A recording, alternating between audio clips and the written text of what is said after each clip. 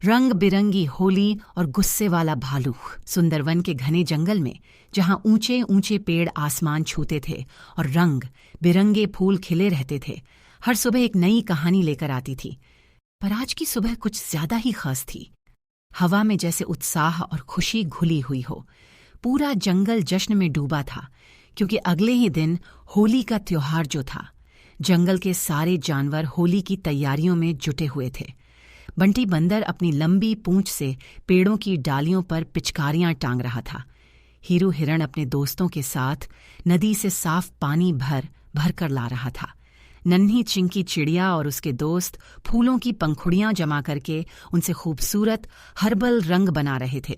सब मिलकर गा रहे थे, होली आई रंगों की बहार लाई। छोटे छोटे खरगोश अपनी नन्ही पिचकारियों में रंग भरकर एक दूसरे पर फुहारें डाल रहे थे और खिलखिला रहे थे। मिठाइयों की मीठी मीठी खुशबू पूरे जंगल में फैल रही थी। ऐसा लग रहा था मानो पूरा जंगल इंद्रधनुष के रंगों में नहाने को तैयार बैठा हो। लेकिन तभी इस हंसी खुशी के बीच एक जोरदार गुस्सैल दहाड़ गूंजी। ये कैसा शोर? शराबा है? बंद करो ये सब। ये दहाड़ सुनते ही पूरे जंगल में सन्नाटा छा गया। सब जानवर जहां थे वहीं पत्थर बन गए। सारी हंसी मजाक एक पल में डर में बदल गई। हर कोई जानता था कि यह आवाज किसकी है। अपनी गुफा से बाहर झांकता भोलू भालू गुस्से से तमतमा रहा था। भोलू एक बड़ा और ताकतवर भालू था, लेकिन उतना ही गुस्सैल और चिड़चिड़ा भी था। उसे जंगल में किसी से मिलना झुलना पसंद नहीं था। उसे शोर, गाने बजाने और हंसी मजाक से सख्त चिढ़ थी, और उसे सबसे ज्यादा नफरत थी होली के त्योहार से। भोलू ने गरजते हुए कहा, कितनी बार कहा है मुझे ये रंगों का खेल पसंद नहीं। ये कीचड़, ये पानी और ये चिल्लाना, मुझे नफरत है इस सब से। अगर किसी ने मेरी गुफा के पास आकर रंग खेलने की हिम्मत की तो मुझसे बुरा कोई नहीं होगा। उसकी भारी आवाज और लाल लाल आंखें देखकर छोटे जानवर बुरी तरह डर गए। खरगोशों ने अपनी पिचकारियां पीठ पीछे छिपा लीं। बंदर झट से पेड़ों के पत्तों में दुबक गए। जो जंगल अभी कुछ देर पहले खुशियों से चहक रहा था, वहां अब खामोशी पसर गई थी। त्योहार का सारा मजा किरकिरा हो गया। भोलू भालू गुस्से में पैर पटकता हुआ वापस अपनी गुफा में घुस गया और एक बड़े से पत्थर से गुफा का दरवाजा लगभग बंद कर लिया। सारे जानवर उदास हो गए। हीरू हिरण ने निराश होकर कहा, हर साल यही होता है। भोलू दादा की वजह से हम कभी मन भरकर होली ही नहीं खेल पाते। एक तोते ने फुसफुसा कर कहा, पता नहीं वह हमेशा इतने गुस्से में क्यों रहते हैं। होली तो खुशियों का त्योहार है।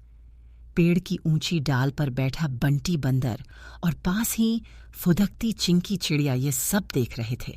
उनसे अपने दोस्तों की उदासी देखी नहीं गई। चिंकी उड़कर बंटी के कंधे पर जा बैठी और बोली, बंटी, ये तो बहुत बुरा हुआ। भोलू दादा ने तो सबका मजा ही खराब कर दिया। बंटी ने अपनी नाक सिकोड़ी। हाँ चिंकी, वो हैं ही ऐसे गुस्सैल। उन्हें किसी की खुशी देखी ही नहीं जाती। मेरा तो मन कर रहा है कि चुपके से जाकर उनकी नाक पर ही गुलाल मलाऊं। चिंकी ने नरमी से समझाया। नहीं बंटी, गुस्से का जवाब गुस्सा नहीं होता। सोचो, मैंने कभी भोलू दादा को किसी के साथ हंसते बोलते नहीं देखा।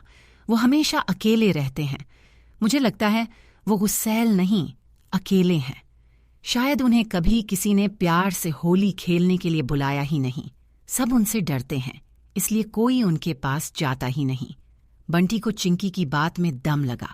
उसने सोचा, हाँ, शायद चिंकी सही कह रही है। हमने तो हमेशा उनसे डरकर दूरी ही बनाई है।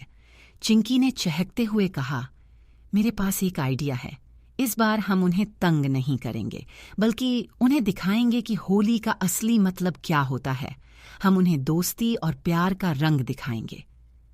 बंटी को ये आइडिया बहुत पसंद आया। उसकी आंखों में शरारत फिर से चमक उठी। उसने पूछा, पर कैसे? वो तो किसी को अपनी गुफा के पास फटकने भी नहीं देते।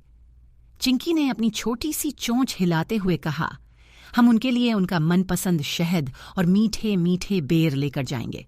जब हम उन्हें तोहफा देंगे तो शायद उनका गुस्सा शांत हो जाए। हम उन पर रंग नहीं फेंकेंगे, बस उनके सामने फूलों से होली खेलेंगे, ताकि वो देखें कि होली का मतलब सिर्फ कीचड़ और शोर नहीं, बल्कि मिलकर खुशियां बांटना होता है। बंटी खुशी से उछल पड़ा। वाह चिंकी, क्या बढ़िया आइडिया है। चलो फटाफट जंगल का सबसे मीठा शहद और रसीले बेर जमा करते हैं। और बस दोनों दोस्त अपने मिशन पर निकल पड़े। बंटी बंदर फुर्ती से सबसे ऊंचे पेड़ पर चढ़ा और मधुमक्खी के छत्ते से बड़ी सावधानी से एक पत्ते के दोने में शहद निकाल लाया। उधर चिंकी चिड़िया ने उड़ उड़ कर जंगल के सबसे पके और रसीले जामुन अपनी छोटी सी टोकरी में भर ली। दोनों दोस्त तोहफे लेकर दबे पांव भोलू भालू की गुफा की तरफ चले। जैसे ही वे गुफा के पास पहुंचे, अंदर से भोलू की दहाड़ सुनाई दी। कौन है वहां? कहाँ था न मैंने? कोई यहां नहीं आएगा, जाओ यहां से। बंटी तो डर कर एक पेड़ के पीछे छिपने ही वाला था कि चिंकी हिम्मत करके आगे बढ़ी। उसने अपनी मीठी आवाज में कहा, भोलू दादा, डरिए मत, हम हैं चिंकी और बंटी, हम आपको परेशान करने नहीं आए हैं। भोलू ने गुफा के मुंह से झांका। वो अब भी शक से उन्हें घूर रहा था। तो फिर क्या करने आए हो? मुझे तंग करने का कोई नया तरीका ढूंढा है क्या? चिंकी ने अपनी टोकरी आगे करते हुए कहा, हम जानते हैं आपको होली का शोर पसंद नहीं, इसलिए हम आपके लिए ये छोटा सा गिफ्ट लाए हैं। ये जंगल के सबसे मीठे फल हैं और ये शहद भी। भोलू भालू ये देखकर हैरान रह गया। आज तक किसी ने उसके लिए ऐसा कुछ नहीं किया था। सब तो सिर्फ उससे डरते थे। उसका गुस्सा थोड़ा पिघल सा गया। वो धीरे धीरे गुफा से बाहर आया। उसने बंटी के हाथ से शहद का दोना और चिंकी की टोकरी से फल ले ली। वो कुछ बोला नहीं, बस घुरघुराता हुआ एक पत्थर पर बैठकर शहद चखने लगा। चिंकी और बंटी ने उसे अकेला छोड़ दिया। वे थोड़ी दूर जाकर बैठ गए और अपने साथ लाई फूलों की पंखुड़ियों को हवा में उड़ाने लगे। उन्होंने लाल, पीले, गुलाबी फूलों की पंखुड़ियों की बारिश शुरू कर दी और धीरे धीरे गाने लगे, होली है भई, होली है, फूलों वाली होली है। भोलू शहद खाते खाते उन दोनों को देखता रहा। वो देख रहा था कि वो कोई कीचड़ या गंदा पानी नहीं, सिर्फ खूबसूरत फूलों से खेल रहे हैं। उनका मीठा गाना और हवा में उड़ती रंग बिरंगी पंखुड़ियाँ उसे अच्छी लगने लगीं। तभी एक छोटा सा खरगोश जो अपनी माँ से बिछड़ गया था, घबराया हुआ दौड़ा और गलती से भोलू के पास रखे पत्थर से टकरा गया। उसके हाथ में गुलाल की एक छोटी सी थाली थी जो गिर गई और थोड़ा सा गुलाबी गुलाल उड़कर भोलू के पंजे पर जा लगा। रंग देखते ही नन्हा खरगोश डर के मारे कांपने लगा। उसकी आंखों में आंसू भर आए और वो सिसकते हुए बोला, मुझे माफ कर दो भोलू दादा, मैंने जान बूझकर नहीं किया, प्लीज मुझे माफ कर दो। सारे जानवरों ने अपनी सांसें रोक लीं।